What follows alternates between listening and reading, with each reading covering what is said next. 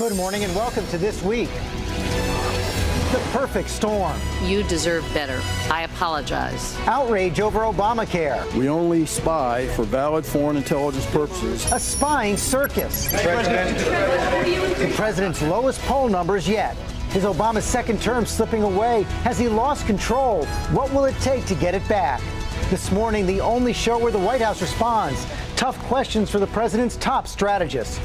Plus, Republican Senator Rand Paul in a This Week exclusive. And the analyst who nailed it in 2012 reads this year's tea leaves. Nate Silver makes his This Week debut on our Powerhouse Roundtable. All that and Rob Lowe plays his presidential hero right here this Sunday morning. From ABC News, This Week with George Stephanopoulos starts now. Hello again. 1 year ago this week, President Obama was coasting toward re-election. Now he's coming off one of the toughest weeks of his second term.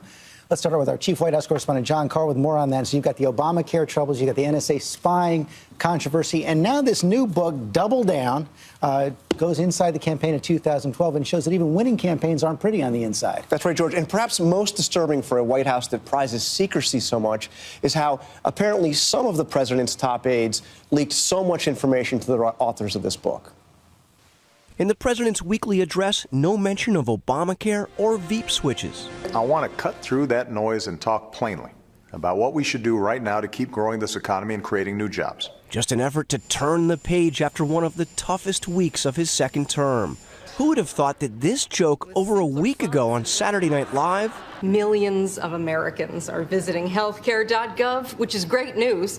Unfortunately, the site was only designed to handle 6 users at a time. Would turn into something of an actual prediction when Friday a congressional committee revealed only 6 Americans were able to sign up on Obamacare's flawed website on the first day. And with some unable to keep their health plans as the president promised over and over again. I said this once or twice, but it bears repeating. If you like your health care plan, if you like your plan, you keep your plan. You can keep your plan, period. The oft-repeated promise suddenly changed, the president now saying most, not all, could keep their health coverage.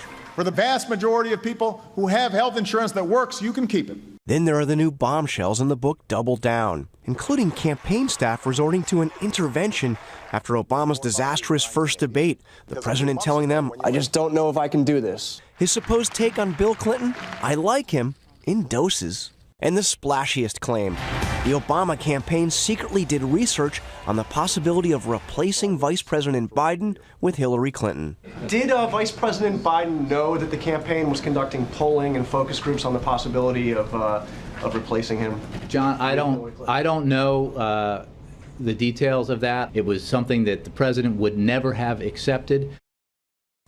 And all of this is weighing heavily on the president's poll numbers, which, George, this week are approaching levels almost as low as George Bush in the aftermath of Katrina. Okay, Karl, you're coming back for the roundtable.